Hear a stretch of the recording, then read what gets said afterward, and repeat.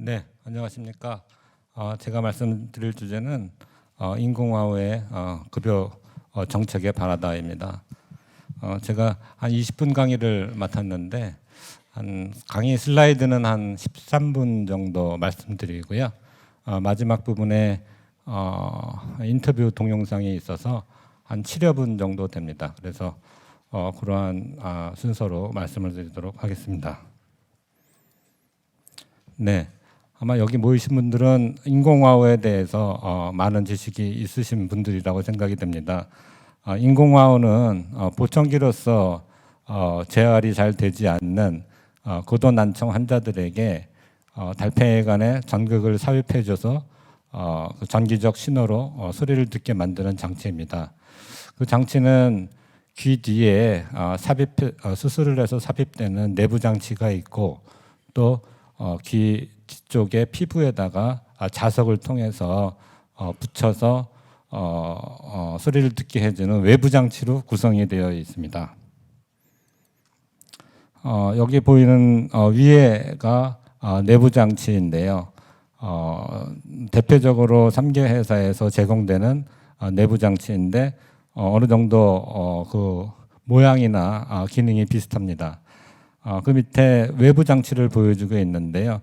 요즘에는 이렇게 일체형도 많이 쓰이고 있고 또 귀걸이형도 있을 수 있습니다. 21년도 기준해서 우리나라의 인공화후는 13,567기가 시행된 것으로 조사되어 있고요. 아마도 올해가 되면 한 15,000여 인공화후 수술이 이루어졌을 것으로 생각이 됩니다. 우리나라 인공화후 급여 기준에 대해서 잠깐 살펴보겠습니다. 만 1세 미만인 경우에는 90데시벨 이상의 고도난청 환자에게 시행이 되고 있는 것이고요. 1세에서 19세 미만에는 70데시벨 이상의 난청 환자와 또 3개월 이상 보청기 착용에도 진전이 없는 환자에게 급여 적용이 되고 있는 것이고요. 19세 이상의 성인의 경우에는 70데시벨 이상의 난청이 있으면서 특히 문장 언어 평가가 50%보다 못 들어야 그 급여가 적용이 되고 있는 것입니다. 그러면은 급여 항목에 대해서는 만 19세 미만인 경우에는 양측의 인공화후를 인정을 해줍니다. 그리고 만 19세 이상의 경우에는 한쪽의 인공화후만 급여가 인정이 됩니다. 그런데 이제 우리가 기계를 쓰다 보면 분실이 될 수도 있고 파손이 될 수도 있지 않습니까? 그 경우에 만 19세 미만의 경우에는 한 기계 하나당 한 번씩만 더 이렇게 인정을 해줄 수 있는 것이죠. 그래서 19세 미만은 2개까지 최대 급여 인정을 해주고 있는 것이고요. 성인의 경우에는 한쪽만 원래 인정됐었으니까 그쪽만 한 번만 더 급여가 인정이 되고 있는 것입니다.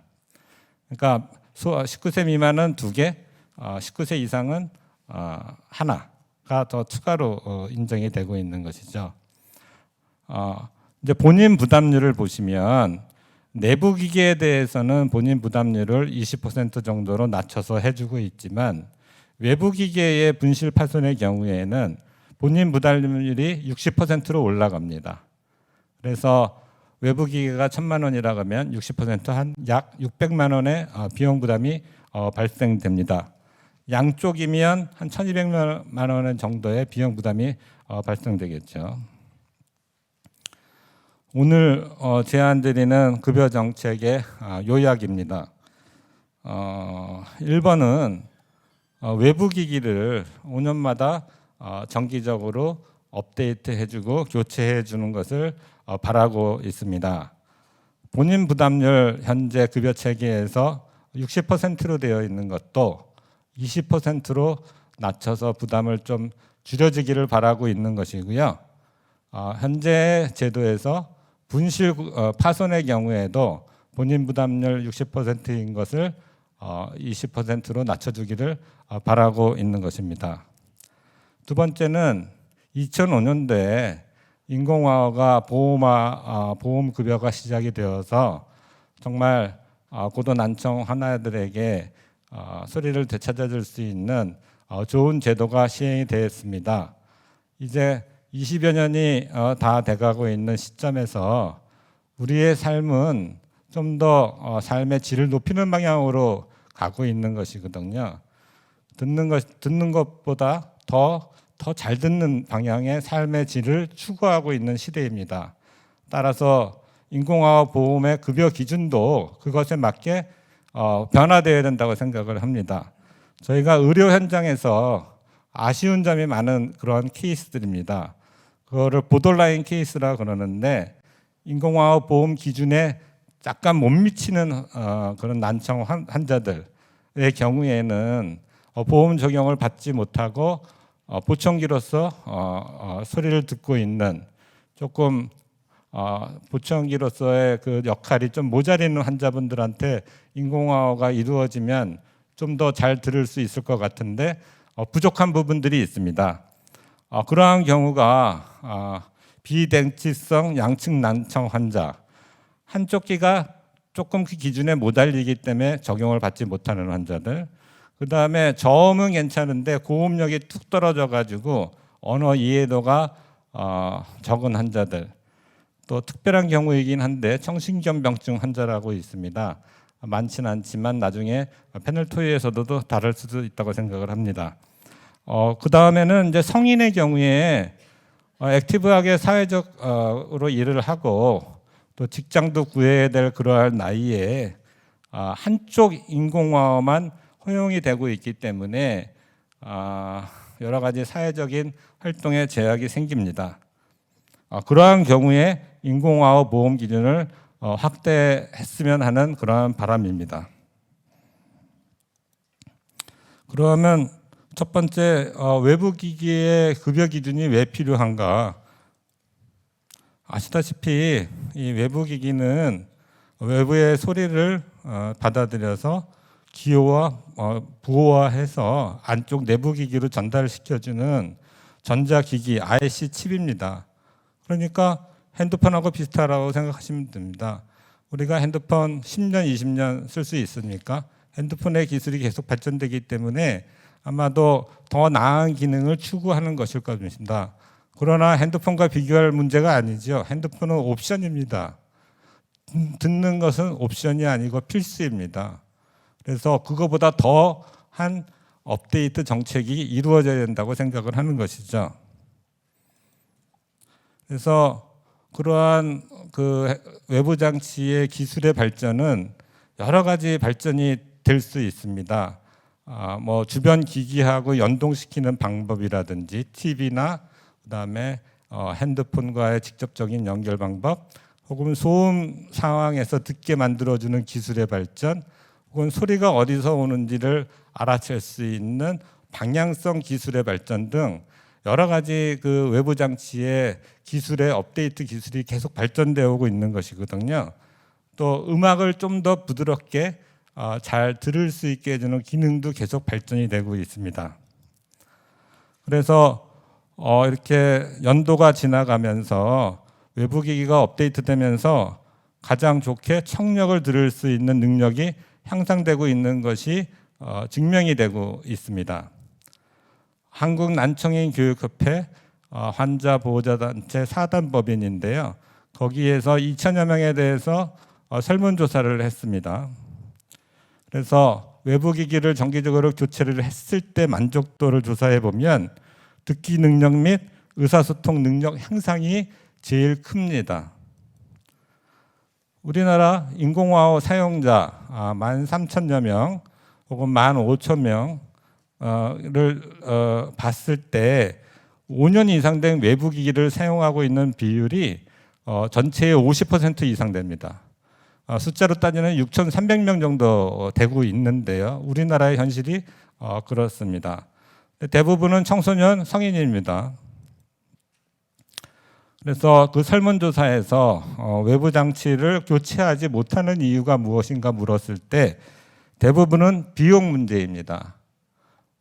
교체를 해서 더 잘 들을 수 있고 좋은 환경에서 살 수 있지만 어떤 그러한 여러 가지 제약이 있어서 바꾸지 못하는 그러한 현실에 있는 것입니다. 해외의 경우를 보면 북미 오세아니아 여러 국가들도 전부 다 5년마다 그 업데이트 해주고 지원해주는 프로그램이 오래전부터 시행되고 있는 것을 볼 수 있고요. 유럽의 경우에도 대부분의 국가에서 5년 내지 7년 사이에 업데이트해주고 지원해주는 것을 볼 수 있습니다.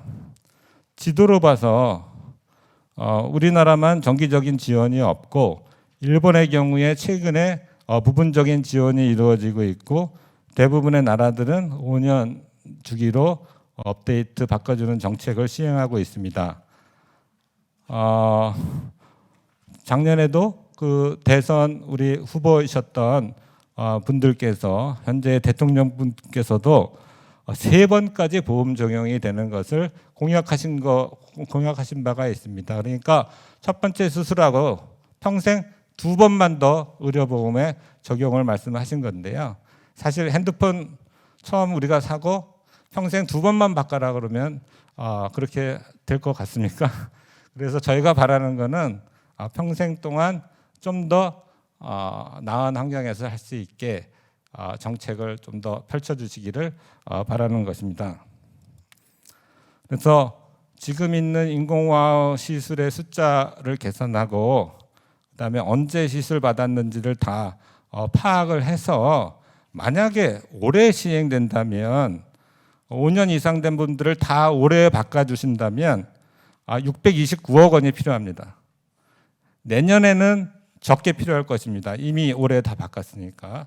따라서 5년간은 총 727억 원이 필요할 것으로 추산이 됐습니다. 그리고 조금 전에 말씀드렸던 좀 아쉬운 그 난청 환자분들, 인공화호를 하면 좀 더 좋게 들을 수 있는 분들의 우리가 그냥 계산해서 많은 분들은 아니기 때문에 1년에 한 100분이라고 친다고 치면 자기 부담률 20%로 계산을 해서 정부 부담률 80% 2천만 원으로 따져서 계산했을 때 연에 20억 정도면은 그런 분들의 아쉬움을 해결해 줄 수 있을 것으로 생각합니다. 그래서 아쉬운 분들은 이렇게 비대칭성 난청이 있어서 오른쪽은 난청이 심하고 왼쪽은 덜해서 왼쪽이 듣기 때문에 의료보험 적용을 못 받아서 오른쪽에 인공화호 수술을 못 한다든지 고음력이 떨어져 있다든지 그렇지만 계산하면 70데시벨이 안 된다든지 혹은 문장평가가 50% 이하가 안 된다든지 해서 보청기만으로는 충분한 재활이 안 되는 분들이죠.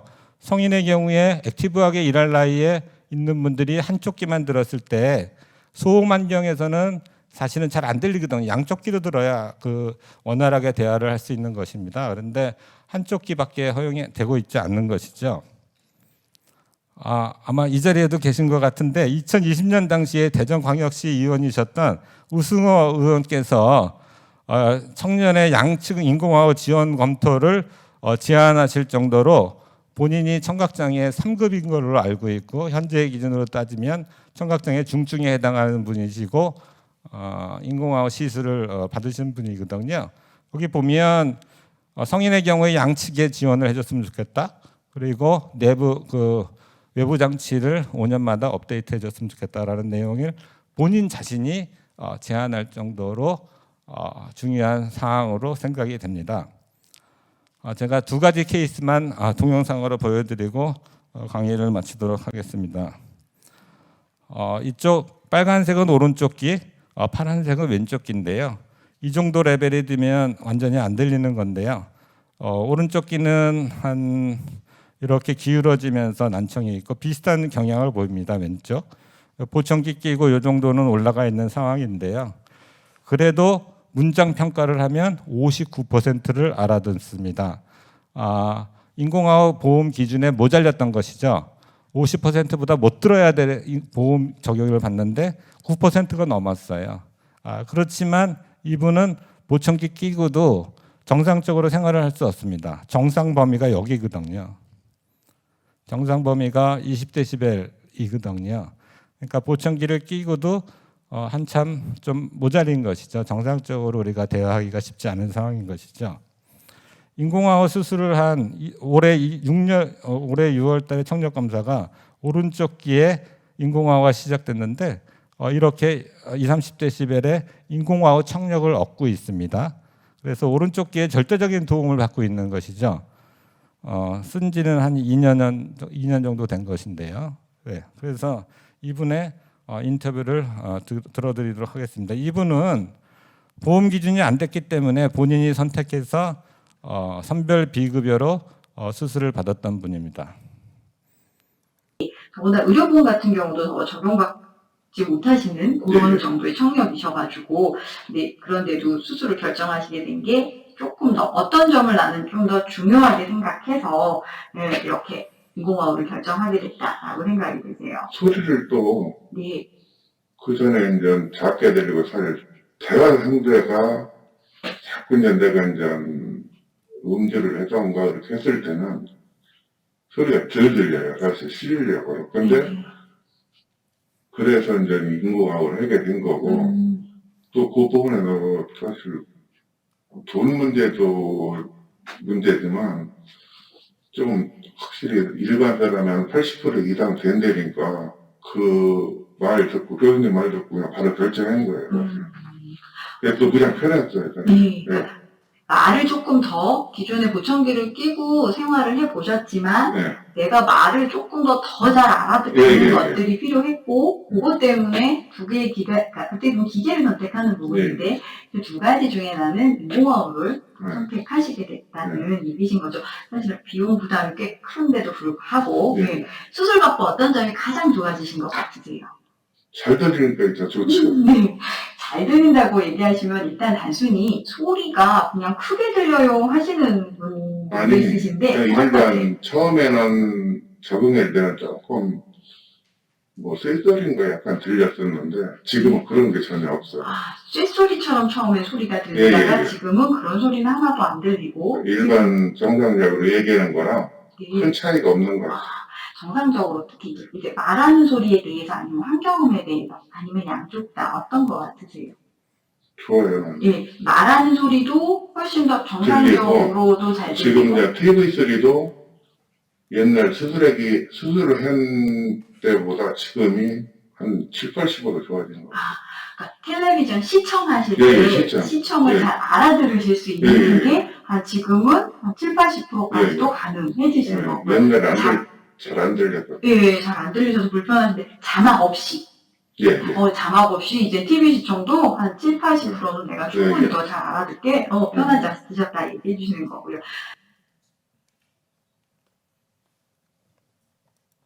네, 두 번째 환자인데요. 남사 34세 때 인공화호 수술을 아닙니다. 지금은 34세고 21세 때 왼쪽에다 인공화호 수술을 받았습니다. 인공화호 수술을 받았고요.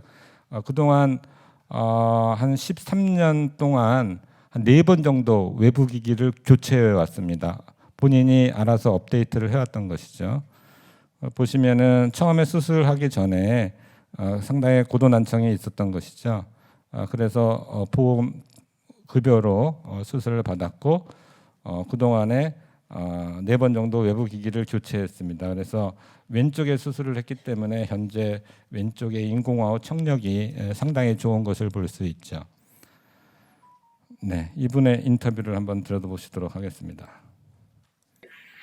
어쨌거나 그거 기계를 바꾸면서 매번 이제 아쉬웠던 부분, 뭐 그런 부분이 있었는데, 뭐 기계가 무겁다라든지, 배터리가 빨리 간다든지, 처음에 프리즘 할 때는 방수가 안 됐어요. 수영을 할 수 없는 상황이었거든요. 근데 제가 이제 수영을 배우고 싶었고, 마치 맨직스로 넘어가면서, 그때 기계가 이제 얇아지고, 또 방수 커버가 같이 나왔던 걸로 알고 있거든요. 방수 기능이 많이 강화가 그래가지고 기계를 갈아탔던 거고 또 다음 앱7 갈 때는 이 방수 기능이 그 블루투스 기능이 또 추가돼가지고 이것도 핸드폰 쓰고 그전에는 통화를 할 때 여기 선 꽂고 여기다 마우스 빼고 이렇게 꽂고 연결하는 책을. 유선으로 통화했는데 네. N6, M7 때는 네. 이 블루투스 아이폰만 네. 가능하다고 해가지고 네. 마침 아이폰 쓰고 있었고 네. 그리고 그것 때문에 네. 네, 이게 또 갈아타게 됐고 네. 네, 기가 5년이 지났으니까 네, 제가 어쨌거나 듣는 사람 입장은 기기가 최신식이어야지 저도 여과 없이 잘 들을 수 있기 때문에 그거 하나만 보고 바꿨던 것 같아요. 네. 카페나 뭐 식당 시끄러운 데 완전히 가서 소음이 있을 때. 네, 처음 있는 장소에 가서 그 2번으로 세전을 하거든요. 네, 2번으로 해서 해보니까 주변 말소리가 더 또렷하게 들리긴 해요. 확실히. 예, 확실히 기능이 없는 프로그램이랑 있는 프로그램이랑 바꿨을 때 리뷰를 네, 하면 그게 느껴지도록 네. 들리긴 해요. 주변 소음이 다운이 되고 줄어들고 제 옆에 인공어가 바로 앞에 있는 분들의 목소리가 가까운 거로 가까워 되니까 처음에는 갑자기 주변 소리가 작아지니까 네. 적응이 안 되거든요. 네, 제가 진짜. 시끄러운 상황이 돼가지고 되게 머릿속을 집중하면서 들어야 되는데 어느 순간 주변 소리가 다운이 되고 이 앞에 있는 소리가 키워지니까 커지니까 듣다 보니까 괜찮더라고요. 그거는 가끔씩 그거는 회의할 때도 유용하겠다 싶어가지고 지금도 회의할 때도 그 이번 기능으로 돌려놓고 들어가거든요. 네. 그러니까 여러 명이 같이, 그러니까 다자간 대화라 그러죠. 여러 명이 대화를 하시거나 하는 상황이면 한 사람씩 얘기 안 해주시는 경우들도 많으시니까 그럴 때는 스케일이 네, 이번은 그래도 네. 지금 뭐 1번 했을 때 여행 네, 괜찮습니다. 1번 했을 때 5명이랑 이제 대화하는 상황이면은 제가 지금까지 뭐 집중해가 들어도 솔직히 100에 100은 못 듣고 여러 사람들이 네, 한 100에 한 70%는 들으려고는 노력을 하거든요. 계속 집중해서 집중하는 노력도 네, 그래서 뭐 캐치를 한다든지 단어라든지 특정 단어라든지 근데 이번 기능으로 해서 들어갈 때는 집중하지 않아도 이 소리가 그래도 잘 들려오니까 말소리가 조금 더 명확하게 네, 잘 들어오니까 그거에 대한 피로도는 조금 덜 할 것 같아요. 그러니까 계속 집중해서 들으면서 느끼게 되는 보통 듣기 피로도 이렇게 네. 듣기 노력 이런 얘기들을 많이 네. 쓰는데 그런 피로도가 그래도 두 번째 스캔 기능을 사용하게 되면 확실히 줄어드는 거는 있다라는 점에서는 장점이 있다는 얘기인 거죠. 그래도 지금 그러면 토탈 그러니까 처음에 사용하셨던 거부터 프리덤부터 시작을 하셔서 한 1번, 네 번째죠, 요번에. 네 번째 기계신가요? 네 번째 기계로, 많이 바꾸신 거죠. 근데, 아시다시피, 비용 부담이 큽니다. 이게 거의 다 이제 새로운 어음처리기 같은 경우 다 자비로 비용 부담을 해야 되는 거라서, 그럼에도 불구하고 나는 이제, 그래도 새로운 기기로 교체를 해서 사용하는 것이 좀 더 많이 이점이 있다던가 아니면 사용을 해봤더니 뭐 큰 차이가 없는 것 같다라든지 어떤 의견이세요? 저는 돈을 지불했지만 그래도 바꾸는 게 더 좋을 것 같아요. 일생활에서도 더 이제 그 기계는 어차피 발전을 해가니까 그래도 우리가 불편하다고 생각했던 게 다 보완해서 새로운 기기가 나오고 그리고 그런 면에 있어서는 앞으로 제가 이제 일생활에 있어서 좋은 기계 위주로 저의 삶이 더 편해지고 더 효율적으로 쓸 수 있는 것만 봐도 저는 괜찮은 것 같아요. 조금 어쨌든 비용 부담 자체는 부담되는 건 확실히 맞지만 확실히 되죠. 확실히 부담은 그거는 되는 거죠. 근데 그럼에도 불구하고 새로운 기기를 그러니까 그걸 선택함으로써 좀 더 나은 생활에서의 어떤 편리함, 그 다음에 불편했던 점에 대한 보완 이런 것들 때문에 지불할 만하다라는 생각이 드시는 거죠. 비용도 뭐 제가 바꾸긴 했지만 그렇게 적은 금액은 당연하죠. 웬만한 차 한 대 값은 뽑아야 그러니까 그때마다 정말 많은, 그러니까 약간 가볍게 얘기하셨지만 사실은 절대 가벼운 결정 아니셨고 한번 바꿀 때마다 심사숙고하셨을 거라고 생각합니다. 그럼에도 불구하고 요 하나, 그러니까 한 가지 기능이라고만 대표할 수 있는, 아까 대표적인 부분들을 얘기하셨지만 그건 실생활에서 가장 크게 불편했던 거에 대한 이시고 어쨌든 그 불편함에 대해서 그래도 기계가 보완을 해줄 수 있다라는 점에서는 좋다라는 그렇죠. 의견을 주신 거죠. 알겠습니다. 감사합니다. 네, 제가 100번 얘기하는 것보다 인공화호를 실제 사용하시는 분들의 목소리를 들어주고 싶어서 준비했던 것이고요. 우리 뭐 우스갯소리로 앞으로 건널목에서 신호등 기다리고 있는데 나도 인공화호를 차고 있고 옆에 돌아봤는데 옆에 사람도 인공화호를 차고 있는 시대가 돌아올 것입니다. 왜냐하면 우리가 국회의원님께서도 말씀하셨지만 고령화 사회가 점점 돼가고 있기 때문에 우리들 모두도 잠재적인 인공화호 사용자이고요. 우리들의 저 부모님들께서도 사실은 잠재적인 사용자가 맞습니다. 그래서 이러한 정책에 대해서 좀 더 신경 써주시고 이렇게 확대해 주시기를 우리 의료진뿐만 아니라 또 환자분들, 보호자분들 다 원하고 있는 상황입니다. 네, 감사드립니다.